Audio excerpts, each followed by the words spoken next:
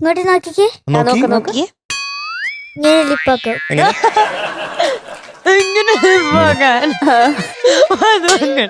താടി ഇച്ചിരി കൂടെ ആക്കണം. എന്നിട്ട് കൈയും കൂടെ വെക്കണം. ഇങ്ങനെയോ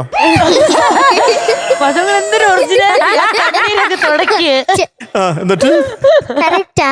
ആണോ? ഒച്ച വേണ്ടേ? ആ സൗണ്ടും കൂടെ വേണം. സൗണ്ട് എങ്ങനെയാ? MG അങ്കിള് നേരത്തെ ഉണ്ടാക്കിയ സൗണ്ട് തന്നെ. മതിയാ?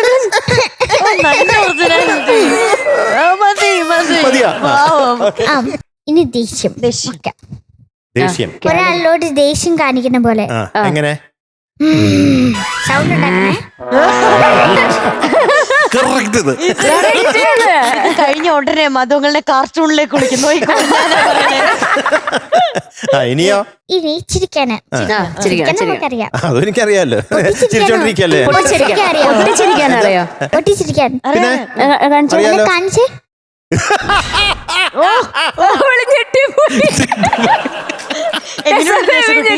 എന്താ പേടിച്ചു പോയോ? എന്നിങ്ങനെ ചിരിക്കാൻ രസക്കുട്ടി കാണിച്ചു കൊടുക്ക്.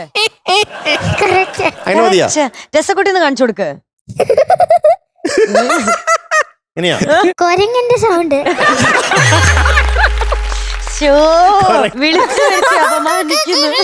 ആണ് കുരങ്ങന്റെ ശബ്ദം. മധുങ്ങളിൽ അതൊക്കെ അറിയാം. ഞാനൊരു കാര്യം പറയട്ടെ. കുതിരയുടെ ശബ്ദം കേൾക്കണോ? കേൾപ്പിക്ക്. കുതിരയുടെ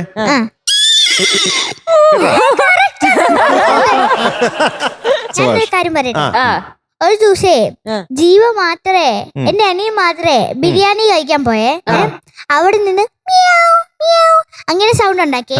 ഹോട്ടലിന്റെ അടുത്തിരിക്കുന്ന ആള് പൂച്ച ഇവിടെ ഉണ്ടല്ലോ എന്ന് അവിടെ ഒക്കെ തപ്പുവാ. ആണല്ലേ? ജീവയുടെ സൗണ്ട് റിയലിസ്റ്റിക്കാ. നാണം കണ്ടില്ലേ? പൂച്ചയുടെ ശബ്ദം കേക്കട്ടെ.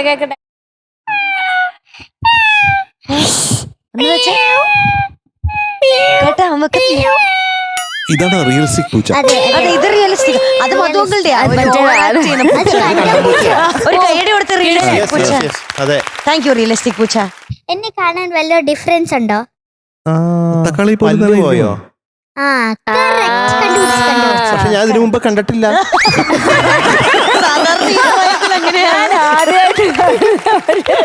അതാണ് ഡിഫറൻസ്. അതെങ്ങനെ പോയെന്ന് ഞാൻ പറയട്ടെ. അച്ഛനമ്മൻ പല്ലു ഡോക്ടർമാരാണല്ലേ? അല്ല അതെ പല്ലു ഡോക്ടർമാരാണ്. പക്ഷേ ഇതെങ്ങനെയാ പോയെന്ന് കറക്റ്റ്. അത് എന്റെ എപ്പിസോഡ് കഴിഞ്ഞ ഉടനെ ഒരു ചേച്ചി എനിക്ക് സാധനം മേടിച്ചു തന്നു. അത് പെണ്ണുങ്ങളുടെ സാധനമായിരുന്നു. എന്തെന്ന്? ക്ലിപ്പുകളൊക്കെ. അതെടുത്ത് ജീവ കണ്ടാണി വന്നിട്ട് ഇങ്ങനെ കുത്തിവെച്ചു. എന്നിട്ട് ഞാൻ ആ ക്ലിപ്പ് എടുത്ത് ഞാൻ വലിച്ചു. എന്നിട്ട് അങ്ങോട്ട് വലിച്ചു. അങ്ങനെ വലിച്ച് അങ്ങോട്ടെന്തി. എന്നിട്ട് ഇങ്ങോട്ടുണ്ട്. അന്നത്തെ ജീവന്റെ ഇവിടെ ഇരിച്ചു. ചെറുതായിട്ട് ഇളകി. എന്നിട്ട് ഞാൻ നെടാന്ന് വിളിച്ച അപ്പൊ പല്ല് പൊട്ടി. ശക്തിയിൽ പല്ല് തെറിച്ചു.